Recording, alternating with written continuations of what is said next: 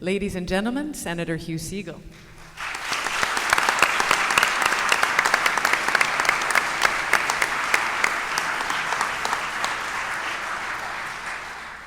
I thought I should tell you that Smokey and I are going on a province-wide tour.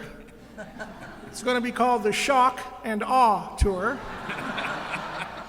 Half the audience will be shocked to see us on the same stage together, and the others will say, "Aw, shucks, maybe they have a point." I'm proud to be on the stage with all of our fellow Kingstonians. And you know, as we sit tonight in this hall, under the gaze of Sir John A., I think we all understand how Kingston has always been the guardian and the promoter of the idea of Canada, the idea of a strong Ontario within Canada, whatever the politics of those in power in either government. And that means, by definition, we're guardians of democracy. That's part of our heritage. The memorial windows reflect what men and women did in defense of that heritage in wars around the world, so we can sit here tonight and agree or disagree however we may choose to do so. Which is why I think it's so important that Kingston and all of us do everything we can to get a strong, committed, compelling, massive 60% plus majority for MMP on October the 10th.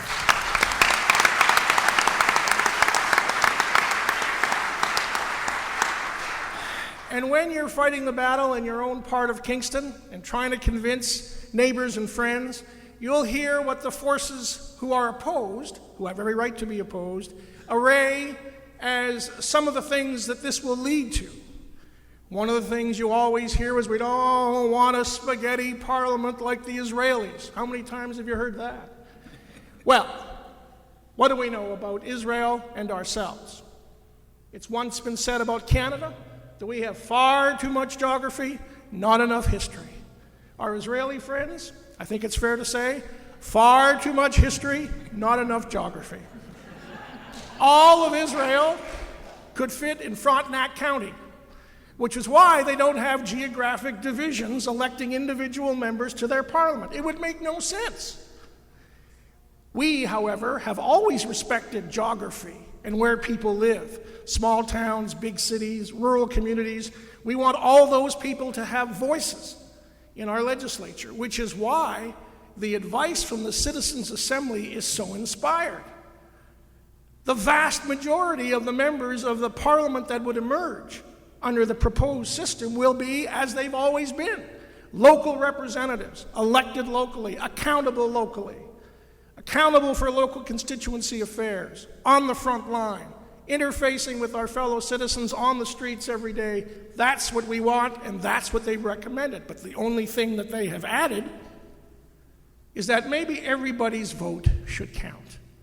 That maybe the majority of us, who in one election or another may have voted for 3 losing candidates, and the winner got elected with 42% or 38%, legitimate and appropriate under our system, maybe those of us who maybe voted the other way, who are also taxpayers and citizens, maybe our votes should count too. I was listening to Brother Enright on CBC on Sunday morning, and they have a wonderful series called How Sweden Does It. Healthcare, education, a whole bunch of things. And they were asked about this very system of how they elect their members. Sweden, northern country, just like ours, mature democracy, just like ours. Guess what? They must have taken the advice many, many years ago of the Citizens' Assembly, because they do it exactly the way the Citizens' Assembly has recommended. Local members elected the way we have always done, plus list members who represent how we voted on the second ballot about which party we'd like to see form a government. So every vote counts. Let me tell you a Japanese story. Japanese Supreme Court had to face a case. Somebody said, why is it that if I vote for the winner in my riding, my vote counts in the makeup of the Japanese parliament? But if I happen to vote for the loser, my vote doesn't count at all. We think that violates the Japanese Charter of Rights and Freedoms, which says every citizen is equal. And guess what? Japanese Supreme Court agreed. and ordered that the system be changed. But as only the Japanese could find a creative way to do, they let out the content of their decision before they gazetted it to make it official, giving the politicians the chance to change the system, so they now have a mixed system in Japan. Every voter counts. Young people who may want to vote for a party that's not so popular in their particular riding should know that their vote will count as much as those who may vote for a party that's always won election in that constituency. And you know something? I am a great believer that when a party wins an election, Mr. Ray, Rick Downs will forgive me for this particular reference, Mr. Ray, who I love and adore, and has, that's right.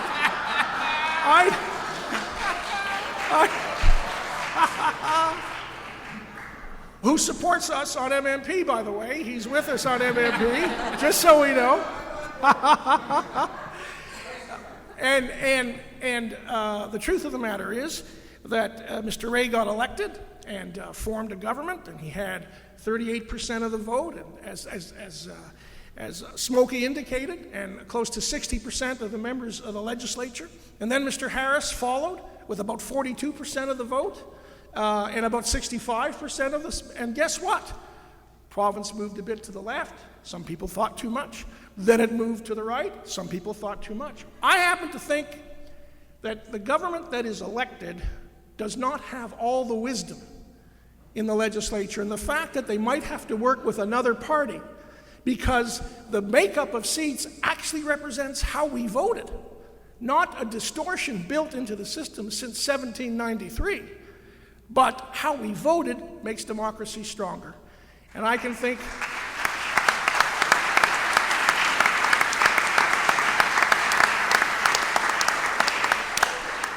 and for those who say every party that gets 3% gets a member, a whole bunch of little parties are going to come together and they're going to form narrow little slices which will destabilize the legislature. Let's think of the process for a moment.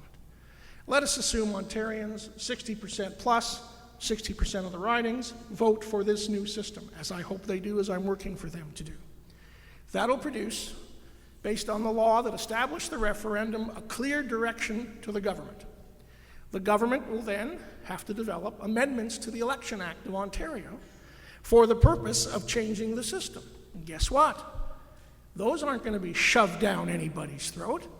Those are going to be discussed in our legislature by members who were elected under the old system, right?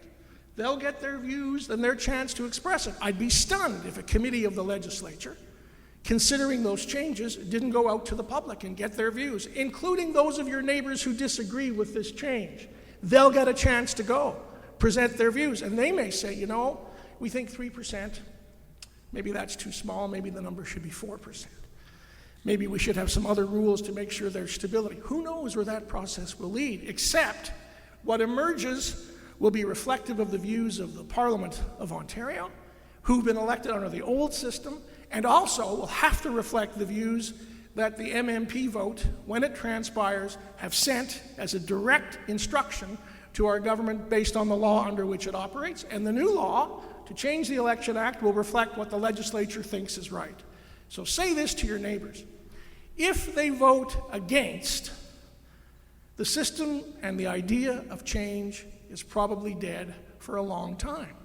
But if they vote for, they keep the debate ongoing in which they can participate, and we can shape democracy together in that fashion. This is not about left, it's not about right. It is about a system that is reflective of our entire population. And any political party, if I may say so, even my own, that tried to say the boys in the back room have divided up the list, here's the list. They'll get crushed like bugs. They'll be steamrolled by the press and by the rest of us. We're going to want to know, just as we want to know for nominations, how did you go through the process? Who was invited to vote for